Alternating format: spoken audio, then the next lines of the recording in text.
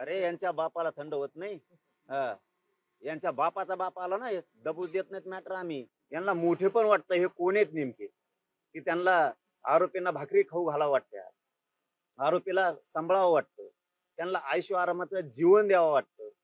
आरोपीनं एका कुणाच्या तरी लेकाचा, कोणाच्या तरी लेकीच्या बापाचा निर्घृणपणे खून केलाय, क्रूर पद्धतीनं हत्या केली.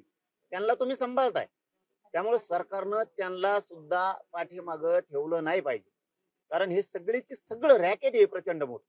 आणि याच्यात नार्को टेस्ट जर खंडणी मधल्या आरोपींची आणि हत्यामधल्या आरोपींची जर नार्को टेस्ट झाली तर याच्यात 100% सरकारचे कोण कोण मंत्री येतं, आमदार आहेत हे मध्ये येणार आहेत आणि ते घेतलेच पाहिजे. नाही, हे डावच 100% सरकार मधले मंत्री याला खतपाणी घालतायत.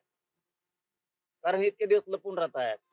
काहीतरी कट कारस्थान शिजल्यासारखं सामूहिक कट शिजवता येते, म्हणजे सुटून जाण्याचा म्हणा किंवा पोलिसांना हुलकावणी देण्याचा.